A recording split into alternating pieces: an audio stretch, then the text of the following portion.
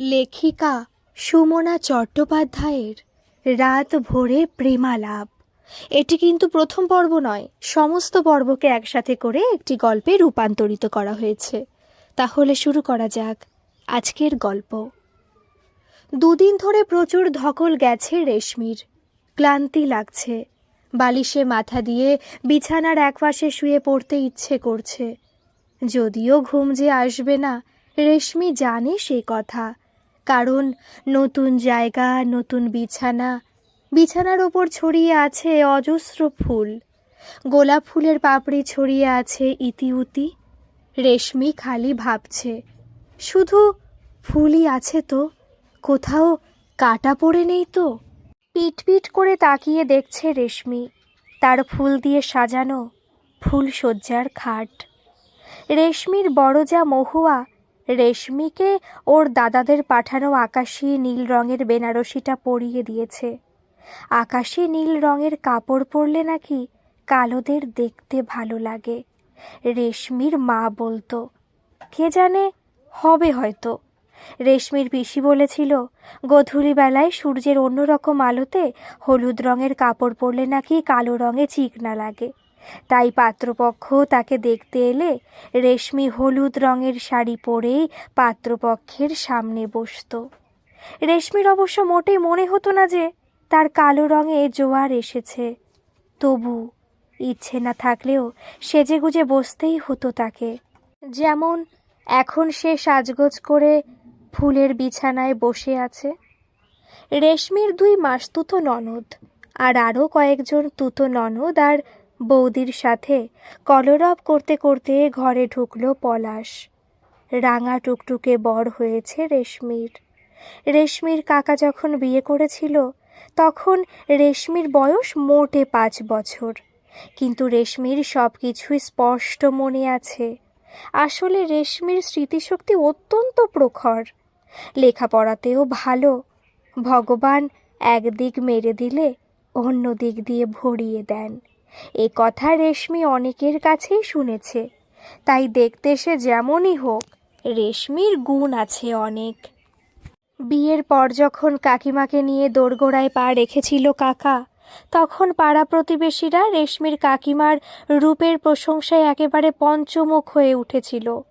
মা তখন একটা ছড়া বলেছিল, বর দেখে যা, বর দেখে যা রান্নাঘরের ঝুল, কোণে দেখে যা, কোণে দেখে যা কনক চাপা ফুল। কিন্তু রেশমির জীবনে উল্টোটাই হয়েছে।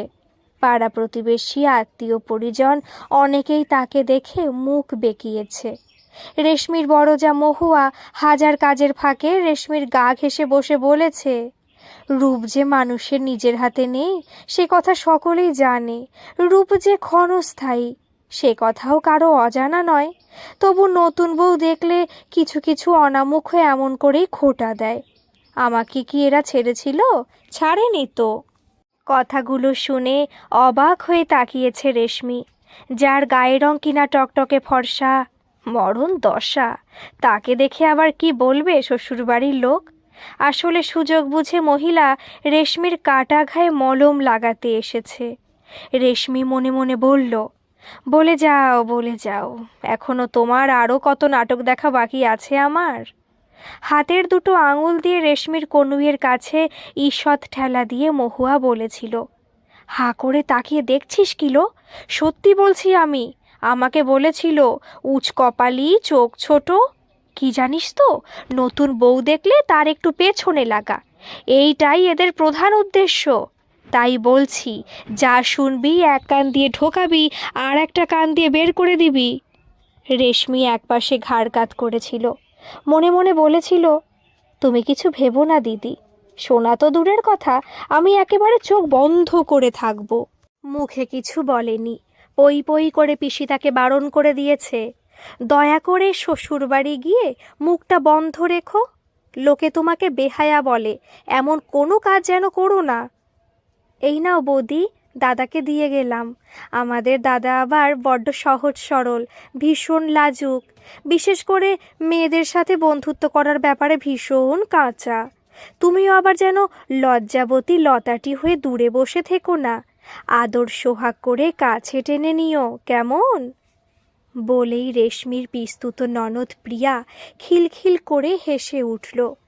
রেশমি কোনো উত্তর দিল না। মাথা নিচু করে সে বসেছিল বটে, তবে সেটা লজ্জায় নয়। আসলে খুবই অসহ্য লাগছে রেশমির। বলতে গেলে এই বিয়ে হওয়াটাই তার সমস্ত বিরক্তির কারণ। পলাশ তার ভাই বোনেদের তাড়া দিল। এই, তোরা এখন যা তো। তোদের কি ঘুমটুম কিছু পায় না নাকি রে? সেই 3 দিন ধরে হুড়ো যুদ্ধই লাগিয়েছিস। এবার যা দেখি এখান থেকে। মহুয়া এতক্ষণে ফিল্ডে নামলো। বলল, এই তোরা এবার বেরিয়ে আয়, ওদের একটু বিশ্রাম নিতে দে। বলেই রেশমিকে উদ্দেশ্য করে মহুয়া বলল, এই যে ভাই, তোমার ফুলশয্যার গল্প এদের করো তো, কমা দাড়ি ফুলস্টপ সহ সব বলো। বলেই প্রিয়ার মাথায় ঠোনা দিয়ে মহুয়া বলল, কি এবার শান্তি হয়েছে তো? নে, এবার সব ঝটপট বেরিয়ে আয় দেখি। রেশমি মনে মনে বলল, কত ঢংই জানেন ভদ্রমহিলা, আসল খেলা তো একটু পরেই শুরু হবে। সবাই বেরিয়ে যাবার পর পলাশ দরজা বন্ধ করল। তারপর গায়ের পাঞ্জাবিটা খুলে আলনায় ঝুলিয়ে দিল। রেশমি চোখের কোণ দিয়ে দেখছিল আর ভাবছিল, লোকটা আসল কথাটা বলবে কখন। পলাশের একটু ভয় ভয় করছিল। মেয়েদের ব্যাপার স্যাপার সত্যিই সে বোঝে না। বন্ধুদের কাছে পলাশ শুনেছে মেয়েদের মনস্তত্ত্ব নাকি অত্যন্ত জটিল। যে কোনো কথারই উল্টো মানে করাই নাকি মেয়েদের স্বভাব। এমনকি নিজেদের সব চাওয়া পাওয়াকেও নাকি তারা রহস্যে মুড়িয়ে রাখতে ভালোবাসে। আজ পর্যন্ত একটি মেয়ের সঙ্গেও সে অন্তরঙ্গ হতে পারেনি। বৌদি পর্যন্ত কাছে এসে বসলে তার মাথা ঝিমঝিম করে। খুব ছোটবেলায় একবার একটা ক্রিকেট খেলার ডিউস বল হারিয়ে ফেলেছিল পলাশ। মেয়েদের দেখলেই পলাশের মনে হয় সেই হারিয়ে যাওয়া শক্ত বলটা যেন তার কপালের উপর উঠে দাপাদাপি করছে। পলাশ একবার ভাবল, হুট করে পাঞ্জাবিটা খোলা তার বোধহয় উচিত হয়নি। যদিও এখন তার গায়ে একটা স্যান্ডো গেঞ্জি আছে, তবুও মেয়েটা নিশ্চয়ই তাকে খুব অসভ্য ভাবছে। আসলে পলাশের ভীষণ গরম লাগছিল। বৈশাখ মাসে বিয়ে করার এই হলো অসুবিধে। শীতকালে বিয়ে হলে শ্বশুরের দেওয়া কম্বলের তলায় শুয়ে পড়া যায়, কিন্তু বৈশাখ মাসে গরমের অজুহাত দেখিয়ে তো আর 40,000 টাকার এসি যাওয়া যায় না। তার ওপর ইলেকট্রিকের বিলের পয়সাটা তো পলাশকেই দিতে হবে। পলাশের বন্ধু সুনীল অবশ্য বলছিল, বউয়ের বাবার দেওয়া কম্বলের তলায় সারা রাত শোয়ার স্বপ্ন দেখাটাই বিলাসিতা।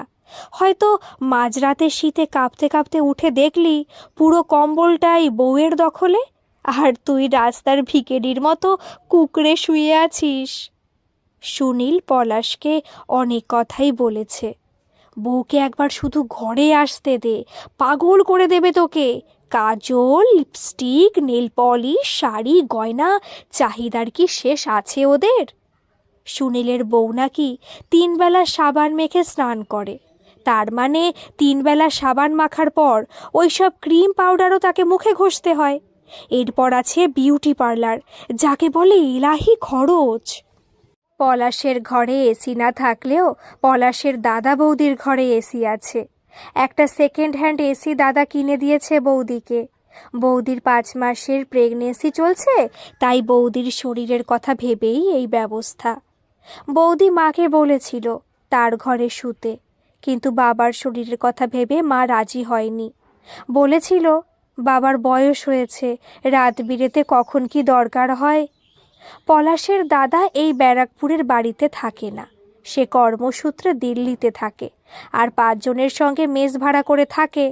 বিয়ে উপলক্ষে পলাশের দাদা প্রভাস বাড়িতে এসেছিল বটে, কিন্তু আজ বিকেলে ট্রেনে দাদা দিল্লি রওনা দিয়েছে। দাদা থাকে না বলে বৌদির খুব মন খারাপ হয়। পলাশ বুঝতে পারে, কিন্তু দাদা বলে বৌদিকে সেখানে নিয়ে যেতে গেলে খরচ অনেক বেশি পড়বে। দাদা অত্যন্ত মিতব্যয়ী। বৌদি সুন্দরী হলেও গরিবের মেয়ে বলেই হয়তো মনে দুঃখ চেপে রেখে সব কিছুই মেনে নিচ্ছে। কিন্তু বৌদি বলছিল, রেশমির পিসি নাকি বলেছে রেশমি তার বাপের রাজকন্যা ছিল। পলাশ গল্পের বইতে পড়েছে মেয়েরা নাকি আশেপাশের মানুষদের সাথে প্রতিযোগিতা দিতে খুব ভালোবাসে। তাহলে বৌদির ঘরে অথবা আশেপাশের অনেক বাড়িতে এসি আছে বলে রেশমি তাকে ওটা কিনে দিতে বলবে না তো? কথাটা মনে আসতেই পলাশের মনে হলো তার কপালের ওপর সেই হারিয়ে যাওয়া ডিউস বলটা যেন ধূপ করে একবার ড্রপ দিল। চিন্তিত মুখে পলাশ বলল, লাইট নিভিয়ে দেব? রেশমি তার পিসির নির্দেশ মতো আজ 2 দিন ধরে মুখে একেবারে সেলোটেপ মেরে আছে। এখন সে আর কিছুতেই চুপ করে থাকতে পারল না। সাবলীল ভঙ্গিতে বলল, দিতে পারেন। লাইট নিভিয়ে ঘর অন্ধকার দিলেই আপনার সুবিধে হবে। পলাশের গলা শুকিয়ে আসছিল, পা কাঁপছিল, মনে হচ্ছিল সারা শরীরে যেন ভূমিকম্প হচ্ছে। কি সাংঘাতিক অসভ্য মেয়ে রে বাবা! পলাশ মনে মনে বলল, নিশ্চয়ই প্রচুর প্রেম ট্রেম করেছে, নইলে ফুলশয্যার রাতে কি এভাবে কেউ বরের সঙ্গে কথা বলতে পারে নাকি? কি হলো, লাইট অফ করলেন না? আমার খুব শুতে ইচ্ছে করছে, আর বসতে পারছি না যে। টিউবলাইট অফ করে ডিম লাইট জ্বেলে দিল পলাশ। তারপর বলল, আপনি মাঝখানে একটা বালিশ রেখে শুয়ে পড়ুন। আমার জন্য খাটের একপাশে 1/4 জায়গা যদি ছেড়ে দেন তাতেই আমার হয়ে যাবে। মুখের মাংসপেশি স্থির রেখে রেশমি মনে মনে বলল, কি হবে থুরি, কি হতে চলেছে সেটা দেখার জন্যই তো অপেক্ষা করছি। মুখে বলল, আচ্ছা, পাখাটা ফুল স্পিডে আছে তো? হ্যাঁ, তা আছে। বলেই একটু ইতস্তত করে পলাশ বলল, আপনার খুব গরম লাগছে না? বলছি, আপনি নাইটি নিয়ে এসেছেন নিশ্চয়ই বাড়ি থেকে? কেন? তাহলে ওই ভারী শাড়িটা বদলে নাইটি পরে শুতে পারেন। আমি না হয় ততক্ষণ বাইরে গিয়ে অপেক্ষা করছি। এই ঘর লাগোয়া বারান্দা আছে, কেউ টের পাবে না। এই তো লাইনে এসেছো বাছাধন। রেশমি ভাবছিল আমার শাড়ি বদলানোর ফুরসতে তুমি কেটে পড়তে চাইছো, কিন্তু মুখে সে কথা অপ্রকাশিত রেখে রেশমি মোলায়েম হেসে বলল, আমার তেমন কোনো অসুবিধে হচ্ছে না। শাড়ি পরে আজকে রাতটা আমি চালিয়ে নিতে পারবো। পলাশ আর কথা বাড়ালো না, বিছানার একপাশে গুটিসুটি মেরে শুয়ে পড়ল। কিন্তু ঘুম তারও আসছে না। বন্ধুরা পলাশকে বলেছিল, আজ দেখবি নতুন বউ তোকে দেখে কি ভীষণ লজ্জা পাচ্ছে। আজকের এই বিশেষ রাতটাতে সব মেয়েই লজ্জা পায়, সে যে মেয়ে যতই স্মার্ট হোক না কেন। প্রায় সঙ্গে সঙ্গেই মনে পড়ল পলাশের, তার হাতে একটা পান দিয়ে বৌদি বলেছিল রেশমিকে দিতে, কিন্তু পলাশ সেটা টেবিলের ওপর রেখে এসে শুয়ে পড়েছে। পলাশ গলা খাকারি দিয়ে বলল, পান খাবেন? বৌদি আপনার হাতে পান দেবার কথা বলেছিল। ইস, পান আমার অসহ্য লাগে। পানের পিক ফেলার ব্যাপারটা আমার অত্যন্ত অশ্লীল বলে মনে হয়। বিয়েবাড়ি গিয়ে আজ অবধি কোনো দিন আমি পান মুখে দিইনি। বলেই মুখ বিকৃত করল রেশমি। দুজন দুদিকে মুখ ফিরিয়ে শুয়ে আছে, তাই রেশমির মুখের ভাব পলাশ দেখতে পেল না। কিন্তু রেশমির বলা প্রতিটি শব্দই পলাশের কানে গেছে। বন্ধুরা যা বলেছিল তার সাথে এই মেয়ের কোনো দিক থেকে কোনো মিল নেই। লজ্জাবনত হয়ে থাকা তো দূরের কথা, এই মেয়েকে তো এক কথা বললে 10 কথা শুনিয়ে দিচ্ছে।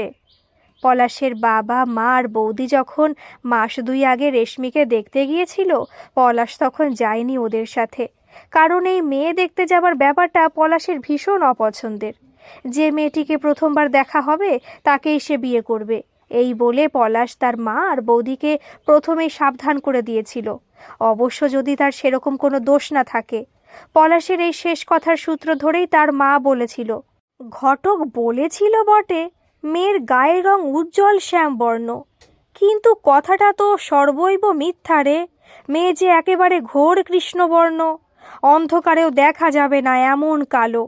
আমি বলি কি পলু, এত কালো কুৎসিত মেয়েকে তুই বিয়ে করিস না। সারাদিন খেটে খুটে আসার পর বউয়ের ওই কালো মুখ দেখে কি তুই শান্তি পাবি বল? আমি বরং একে বাতিল করে অন্য মেয়ে দেখি। পলাশ মায়ের কথা শুনে বলেছিল, বিয়ে করতে হলে সেই কালো মেয়েকে বিয়ে করবে। কালো হওয়ার মধ্যে মানুষের কোনো দোষ নেই, তাই এই মেয়েকে বাতিল করে দিলে এ জীবনে সে আর বিয়েই করবে না।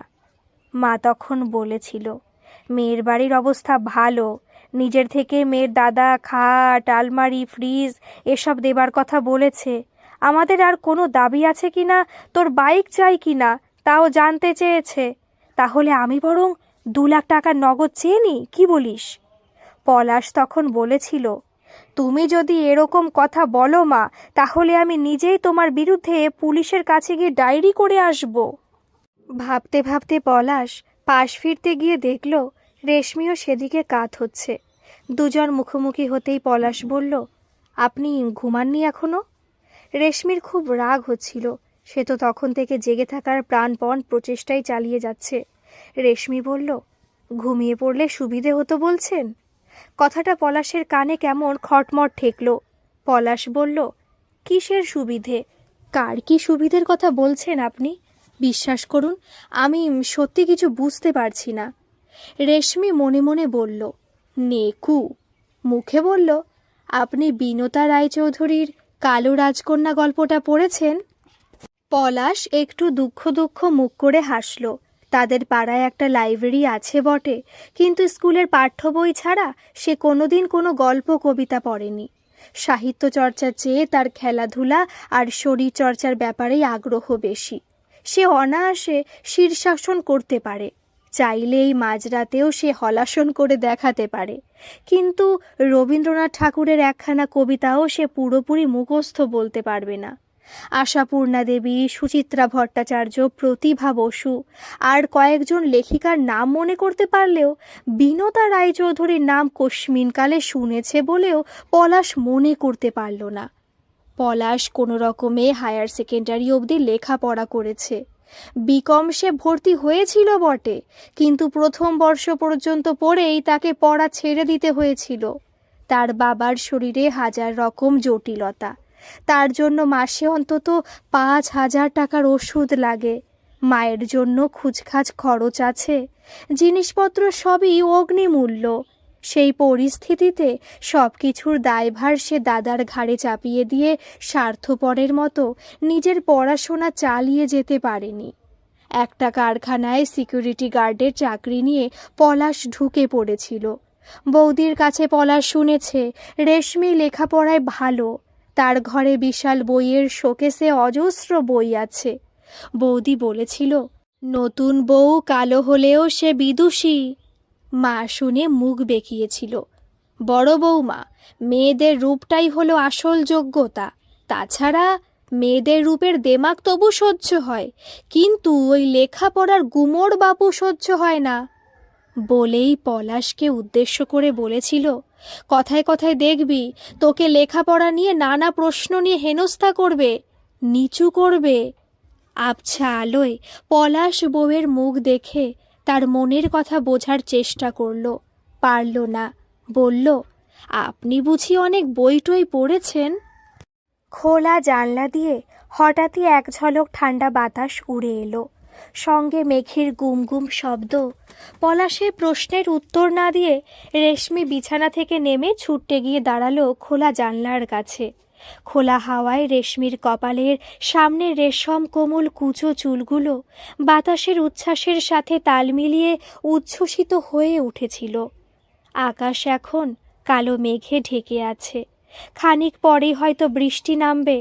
পলাশ সিনেমায় দেখেছে, মেঘের গর্জন শুনলেই নায়িকারা বিহ্বল হয়ে পড়ে, নায়ককে জড়িয়ে ধরে তার বুকে মাথা রাখে। একটা মেঘের গর্জন কিভাবে যেন মুহূর্তের মধ্যে সব কিছু ওলট পালট করে দিতে পারে। সমস্ত মনোমালিন্য, ভুল বোঝাবুঝি আর দূরত্ব সরিয়ে একাত্ম হয় নায়ক নায়িকা। কিন্তু তার ক্ষেত্রে সেরকম কোনো কিছুই তো হলো না। ধুত্তুরি, সাধে কি বলে গল্পের গরু গাছে ওঠে? আর সিনেমা সিরিয়ালের নায়ক নায়িকারা, তারা তো LLB পাশ করার পরেও শয়ের দোষটাও কাটিয়ে উঠতে পারে না।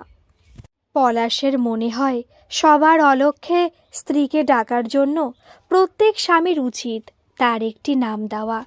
এই যেমন রেশমি নামটা থাকবে সকলের জন্য, আর সে ডাকবে কাজল লতা বলে। আবার বউ ডাকবে সেকেলে হলেও বেশ মিষ্টি। এটা মনে হতেই পলাশ কনফিউজড হয়ে গিয়েছিল। অপশান আসলেই কনফিউশন হয়, এজন্যই পলাশ ওর মাকে তার জন্য একটি মেয়ে দেখে বিয়ে ঠিক করে ফেলতে বলেছিল। নাম নিয়ে কনফিউশনে পড়ে যেতেই সুনীলকে পলাশ বলেছিল, যদি কথাটা গোপন রাখতে পারিস তাহলে বলি। সুনীল বলেছিল, 100% গোপন রাখবো, তুই বল না। লাজুক হেসে পলাশ বলেছিল, আমি রেশমির একটা নতুন নাম দেব, কিন্তু কাজললতা না বউ কি বলে যে ডাকলে তার বেশি সুন্দর লাগবে সেটাই মনস্থির করতে পারছি না। কাজললতা নামটাই পারফেক্ট লাগছে। রবি ঠাকুর কৃষ্ণকলি আমি তার এই বলি লিখেছেন, আর তুই তোর বউয়ের নাম রাখবি কাজললতা। বলেই সুনীল বলেছিল, তোর কাজললতার বয়স তো এখন সবে 20, দেখিস বেশি বাড়াবাড়ি করিস না যেন। তবে আজ তোদের দাম্পত্য জীবনের প্রথম রাত, সোহাগ রাত যখন, তখন তো বউকে একটু আদর সোহাগ করতেই হবে। জড়িয়ে ধরে শুধু একবার চুমু খেতে পারিস, কবির ভাষায় অধর সুধা পান করবি। ধুর ধুর, নিরুচ্চারে বলল পলাশ। এখনো ভাব করাই হলো না, তার আবার জড়িয়ে ধরা, চুমু খাওয়া। পলাশের মনে হলো তার কাজললতার পাশে গিয়ে তার এক হাত ধরে মাথার ওপর নিজের চিবুক রেখে দাঁড়ায়, আর একটা হাত দিয়ে তার ঘাড় বেষ্টন করে বলে, আমার সাথে এতটা সময় নিরিবিলিতে কাটানোর পরেও তোমার কি আমাকে একটুও ভালো লাগেনি কাজললতা? পলাশ আনমনা হয়ে ভাবছিল, হয়তো বা লেগেছে, হয়তো কথাটা স্বামীকে বলতে পারছে না কাজললতা। সংযম, শালীনতা, ভদ্রতা আর ধৈর্য ছেলেদের তুলনায় মেয়েদের অনেক বেশি থাকে। এসব শিক্ষায় মেয়েরা অনেক বেশি শিক্ষিত। পুরুষদের প্রেম বন্য, অবুঝ আর ধৈর্যহীন। চোখ বন্ধ করে খোলা হাওয়ায় নিঃশ্বাস নিতে নিতে রেশমি বলল, আমি বই পেলেই পড়ি, হাতের কাছে যা পাই তাই নিয়েই পড়ি, এমনকি পঞ্জিকা পড়তেও আমার বেশ লাগে। পলাশের কাব্য করতে ইচ্ছে হলো। একটু আগে রেশমির মুখ থেকে যে বইটার নাম শুনেছে পলাশ, তার রেশ টেনে বলল, তোমার আর কি কি ভালো লাগে? কালো রাজকন্যা? আপনি আমাকে কালো রাজকন্যা বলবেন না। বেশ, বলবো না, কিন্তু আমি যে তোমাকে তুমি বলে ফেললাম, তুমিও আর আমাকে আপনি বলো না। চেষ্টা করব, যদি টিকে যাই তাহলে আস্তে আস্তে হয়ে যাবে। পলাশ মনক্ষুণ্ণ হলো। টিকে যাই কেন বলছো? বিয়ে মানে হলো 7 জন্মের বন্ধন, তুমি জানো না? জানি তো, কিন্তু আমি কিছুতেই বিনোদা রায়চৌধুরীর কালো রাজকন্যা হতে পারবো না। বিয়ে হয়ে গেছে বলে সব অন্যায় মেনে নিয়ে, শত দুঃখ কষ্ট লাঞ্ছনা আর অবহেলা সহ্য করে শ্বশুর বাড়িতে আমি কিছুতেই থাকবো না। আমি খুব আধুনিকা। আমি বিশ্বাস করি না যে কুমারিত্ব অথবা মেয়েদের পবিত্রতা সেই সাবানটার মতো কখনোই হতে পারে না, যে সাবানটা হাত ফসকে কোমরের ভেতর পড়ে গেছে আর কিছুতেই সেটা তুলে আনা যাবে না। পলাশের হৃদয় জানলার পর্দার মতোই আন্দোলিত হলো। শব্দহীন ভাষায় পলাশ বলল, তোমার কথাই যেন সত্যি হয় কাজললতা। মেয়েদের কুমারিত্ব নিয়ে সমাজের বুকে জমাট বেঁধে থাকা সমস্ত অন্ধকার যেন বৃষ্টি স্নাত হয়। একটা মেয়েকেও যেন লাঞ্ছনা করে তার শ্বশুর বাড়িতে পড়ে থেকে মার খেতে না হয়। মেয়েরাও যেন নির্দ্বিধায় আত্মসম্মানের সঙ্গে লম্পট স্বামীর কুসঙ্গ থেকে বেরিয়ে আসার সাহস দেখাতে পারে। তার বাড়ির গুরুজনেরা যেন তার পাশে দাঁড়ায়। অকালে একটি মেয়েকেও যেন ঝরে পড়তে না হয়। কদিন আগে একটি ভয়ঙ্কর দৃশ্য দেখেছে পলাশ। চৌধুরী বাড়ির বউটির গায়ে তার স্বামী আর শাশুড়ি কেরোসিন তেল ঢেলে দিয়েছে। একটাই রক্ষে, গায়ে আগুন ধরিয়ে দেবার আগেই মেয়েটি কোনো রকমে তার শ্বশুর বাড়ি থেকে বেরিয়ে আসতে পেরেছে। সে ভিজে সপসপে শাড়ি পরে রাস্তা দিয়ে ছুটছিল মেয়েটা। তখনও রাস্তার অনেক পুরুষ মানুষের চোখে পলাশ একটা বিশ্রী লোভ দেখেছিল। মেয়েটির ভিজে শাড়ির সঙ্গে লেপ্টে থাকা যৌবনের দিকে কিছু লোকের কামুক দৃষ্টি পলাশের হৃদয়কে রক্তাক্ত করেছিল। মেয়েদের শরীরের চেয়ে তাদের মনকে কবে গুরুত্ব দিতে শিখবে পুরুষ? রেশমি ধীর পায়ে এগিয়ে এসে পলাশের সামনে বসল। বাইরে ঝুপঝুপ করে বৃষ্টি পতনের শব্দ শোনা যাচ্ছিল। আধো অন্ধকারে পলাশ দেখল রেশমির চোখের জল আর কাজল মাখামাখি হয়ে গেছে। পলাশ অনুভবে বুঝতে পারল তার চোখও ভিজে। পলাশের মনে হলো কখন আর কতক্ষণ পর রেশমি তাদের সম্পর্কটাকে বন্ধুত্বের মর্যাদা দেবে। ঠিক তখনই তো পলাশ রেশমির চোখে ঠোঁট ছুঁয়ে তার চোখের আর মনের সমস্ত বেদনা আর সংশয় মুছে দিতে পারবে। পলাশের খুব ইচ্ছে করছিল রেশমিকে নিজের বুকের কাছে টেনে নিয়ে বলে, কেন এত কষ্ট পাচ্ছ তুমি? এখানে আমরা সবাই তোমাকে ভালোবাসায় বেঁধে রাখব। একটাই তো জীবন, সেটাকে উপভোগ করো। চোখের জলে অথবা অকারণ গম্ভীর মুখে থেকে সময় নষ্ট করার কোনো মানে হয় না। কিন্তু পলাশের হাতটা কিছুতেই রেশমির দিকে 1 ইঞ্চিও এগোতে পারল না। মুখ দিয়ে একটা শব্দ তার বেরোলো না। রেশমি নিজেই তার হাত দিয়ে চোখের জল মুছল।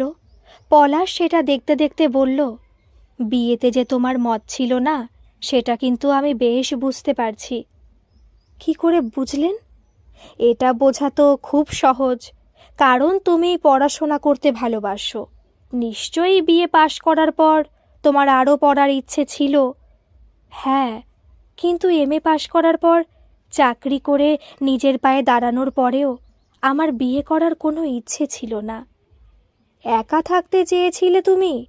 বন্ধুহীন পৃথিবীতে একা বেঁচে থাকতে ভালো লাগতো তোমার? একা থাকতে যাব কেন? দাদা, বৌদি, ভাইপো, ভাইজি তারা তো আছেই, কিন্তু স্বামীর মতো বন্ধু কেউ হতে পারে কি? মা, বাবা, পরিবার মানুষ জন্মসূত্রে পায়। বন্ধু করতে গেলে যোগ্যতা লাগে। আমার সেটা আছে কি না তাই তো জানি না। বন্ধুত্ব হতে সময় লাগে। স্বামী কখনো বন্ধু হতে পারে বলে আপনার মনে হয়?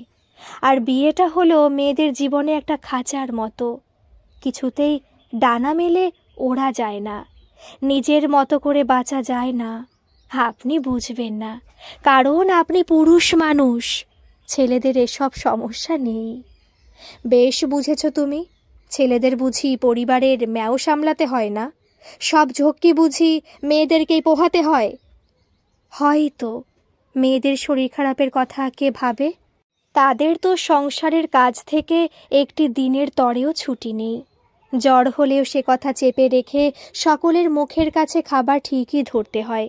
তারপরও কতটুকু সম্মান পায় মেয়েরা? মেয়েদের আজও কোনো সম্মান নেই? কি বলছো? মেয়েরা এখন চাকরি করছে, বেশিরভাগ মেয়েই তো নিজের উপার্জনে খায়। শুধু কি তাই, স্বামী রোজগারে অক্ষম হলে সংসারের হাল পর্যন্ত ধরে। কিন্তু তাতেও তো পুরুষের আত্মমর্যাদায় আঘাত লাগে। আমার মাসতুতো দিদি কেয়া স্কুলে চাকরি করে। গত বছর পুজোর ছুটিতে আমি তার বাড়িতে গিয়ে 2 দিন ছিলাম। দুপুরে আমার পাশে শুয়ে কেয়া দিদি যখন ঘুমিয়ে পড়েছিল, তখন আমি নিজের চোখে দেখেছি। কি দেখেছ?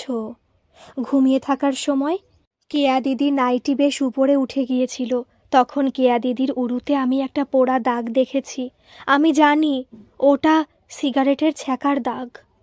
হঠাৎ খুব জোরে একটা দমকা হাওয়া দিতেই বেশ খানিকটা বৃষ্টির জল উড়ে এলো ঘরের ভেতর। রেশমির বড় যা মহুয়া দরজায় ধাক্কা দিল ঠিক তখনই। কিরে, ঘুমোলি নাকি?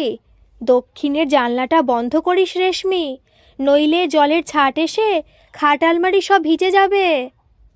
মহুয়া আবার দরজায় ধাক্কা দিল।